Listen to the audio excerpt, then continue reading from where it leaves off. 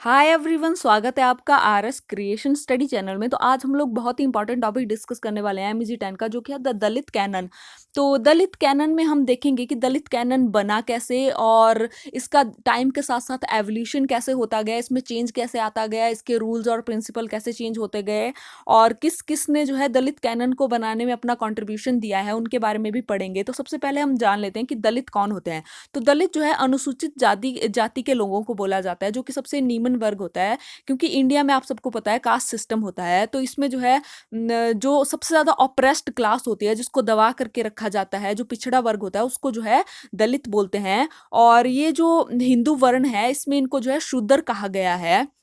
तो हम देख लेते हैं कि सबसे पहले हम देख लेते हैं दलित लिटरेचर क्या होता है। दलित लिटरेचर की डेफिनेशन जो है, मतलब ओवर द पीरियड जो है मैनी क्रिटिक्स, जो बहुत सारे क्रिटिक्स थे, उन्होंने दलित लिटरेचर की डेफिनेशन देने की कोशिश की थी। तो उन्होंने कहा था कि जो दलित लिटरेचर है, उस लिटरेचर को कहा जाएगा जो कि एक दलित राइटर के द्वारा लिखा गया हो। और ये जो दलित लिटरेचर है, ये मतलब उनका जो दलित का अपना पेन बताता हो, उसकी सफरिंग बताता हो, उसकी ओन एंग्विश बताता हो, डिपिक्ट करता हो। और जो है उसने मतलब जो सफरिंग, जो डिस्क्रिमिनेशन उसने अपने साथ महसूस किया है अपनी लाइफ में, ठीक है, लिविंग लाइफ एज वन। और ये जो है it's not art for art sake, मतलब ये जो है ऐसा आर्ट नहीं है जो प्लेजर लेने के लिए आर्ट है। जब आप जो है दलित लिटरेचर के आगे दलित जोड़ देते हो, तो लिटरेचर के मायने ही चेंज हो जाते हैं। ये जो लिटरेचर है, इसका मीनिंग ही चेंज हो जाता है। मतलब ये जो लिटरेचर है, ये जो है किसी के जिए हुए एक्सपीरियंस्ड है, लिव्ड एक्सपीरियंस है, जो उसने जो है अपने लाइफ में झेला होता है, जो स्ट्रगल किया होता है, जो डिस्क्रिमिनेशन देखा होता है। तो इसको जो है मास लिटरेचर और लिटरेचर ऑफ एक्शन भी कहा जाता है।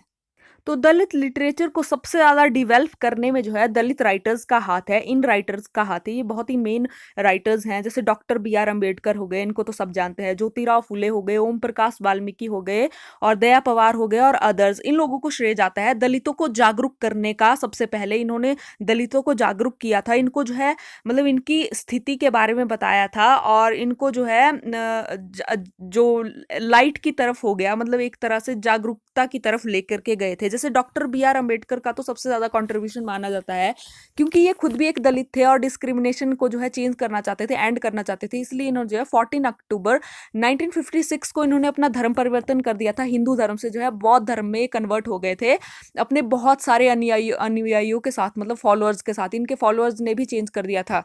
तो इस ओकेजन पर इन्होंने 22 कस्में ली थी, वॉज ली थी। आप इन वॉज के बारे में पढ़ सकते हैं इंटरनेट पे। तो ये जो वाउज थी ना, ये जो कस्में थी, इनको जो है कल्चर बिलीफ माना जाने लगा दलित लिटरेचर का, मतलब इनको बेस माना जाने लगा दलित लिटरेचर का। तो दलित लिटरेचर को ये जो जागरूकता वाली एनर्जी है, B.R. अम्बेडकर के वर्ल्ड व्यू और उनकी फिलॉसफी से मिली थी। ये फिलॉसफर भी थे। तो इसलिए जो दलित राइटर्स थे, वो जो है कुछ बातों के ऊपर जो है एग्री हुए, जो कि दलित राइटिंग के कुछ साइलेंट फीचर होंगे। मतलब दलित राइटर के साइलेंट फीचर क्या होंगे। तो ये जो है दलित राइटिंग के साइलेंट फीचर्स हैं। और ये जो है डायरेक्ट क्वेश्चन आता है कभी कभी, आप जो है साइलेंट फीचर बताओ दलित राइटिंग के।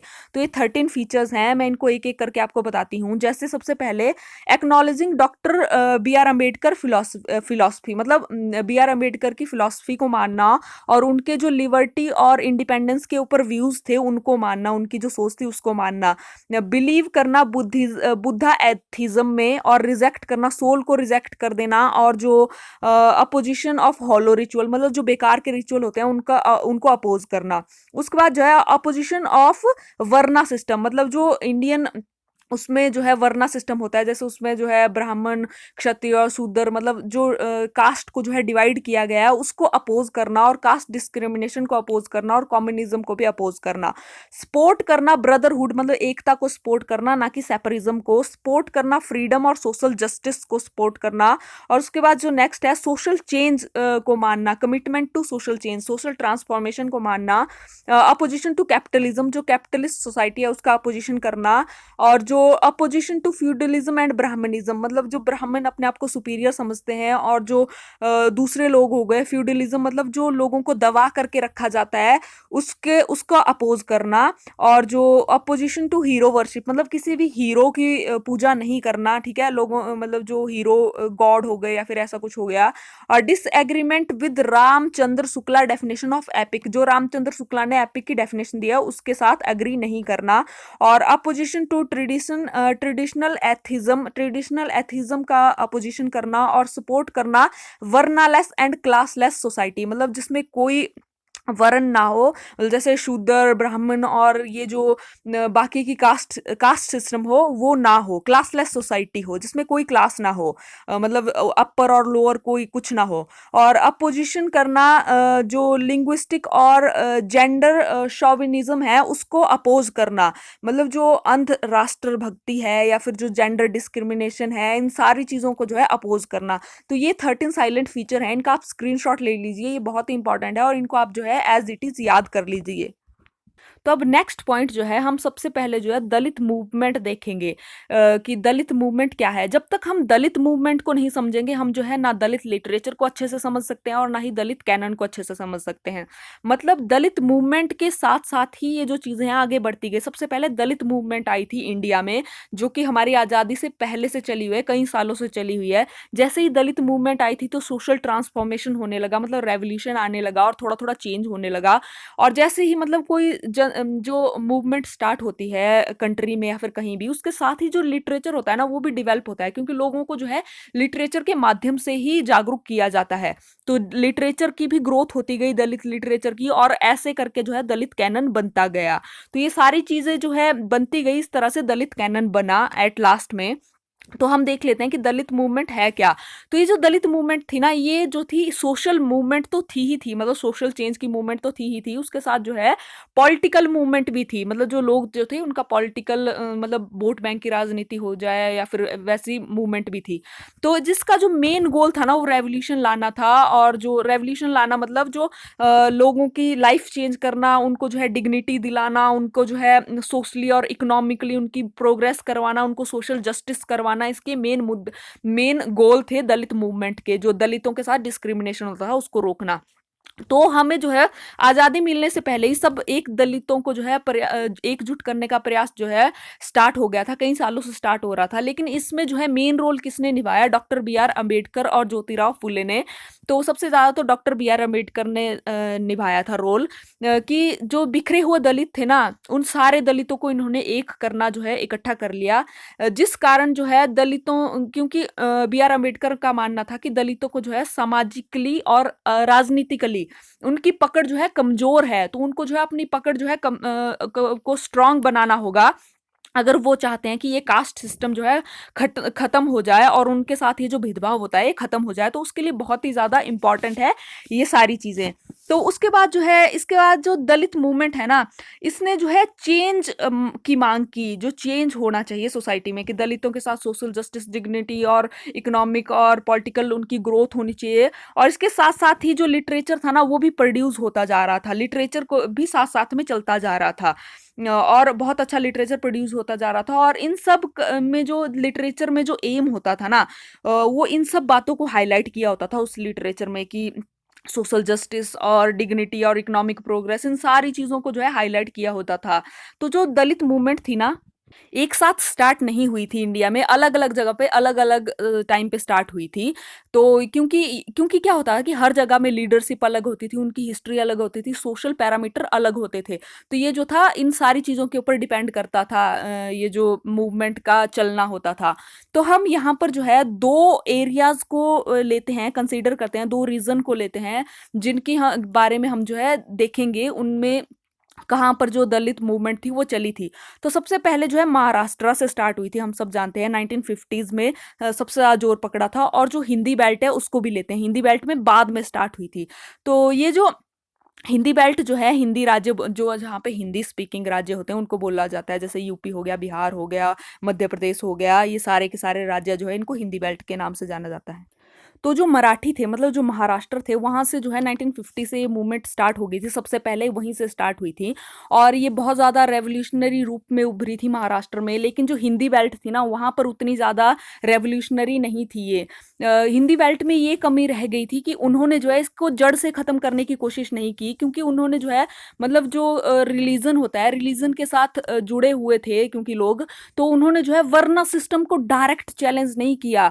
जो मतलब जो कास्ट बेस्ड डिस्क्रिमिनेशन होता था सिर्फ उसी को एंड करने के लिए बोला हिंदी बेल्ट के लोगों ने, उसी की डिमांड की। और जो हमारे मतलब जो टेक्स्ट होते हैं, जो रिलीजियस टेक्स्ट होते हैं, उनको चैलेंज नहीं किया। तो तब करके वहाँ पर जो है एक लिबरेशन की मूवमेंट स्टार्ट नहीं हो पाई, जो जड़ से उन्होंने उखाड़ने की कोशिश नहीं की इस मूवमेंट में। और वहीं पर दूसरी तरफ जो महाराष्ट्र था ना वहाँ पर ये जो मूवमेंट थी ये बहुत ज़्यादा फैली हुई थी। और क्योंकि जो महाराष्ट्र के लोग थे उनके पास जो थे अंबेडकर थे, तो अंबेडकर जो थे उन्होंने उन्होंने काफ़ी पहले से रेवोल्यूशन लाना स्टार्ट कर दिया था। जैसे रेवोल्यूशन ने जब से मतलब 1920 से वो आए थे फॉरेन से लौट करके अपनी लॉ की स्टडी पूरी करने के बाद, तो उन्होंने जो है पॉलिटिक्स में एक्टिव हो गए वो, और पॉलिटिकल और सोशल चेंज के लिए, दलितों के लिए और पिछड़े हुए वर्गों के लोगों के लिए और महिलाओं के लिए काम करना शुरू कर दिया था। 1930 में उन्होंने जो है जो सामाजिक स्रोत होते हैं पानी के उनको ओपन करने की डिमांड की, सारे सब कास्टों के लिए, सब लोगों के लिए। और जो मंदिर है उनमें भी एंट्री की डिमांड की कि उनको भी मंदिर में सबको एंट्री दी जाए। तो इस तरह से जो डॉक्टर बी आर अम्बेडकर थे वो धीरे धीरे जो है करके पॉलिटिकली भी बहुत ज़्यादा कंट्रीब्यूशन दे रहे थे इस सोशली मूवमेंट में महाराष्ट्र में।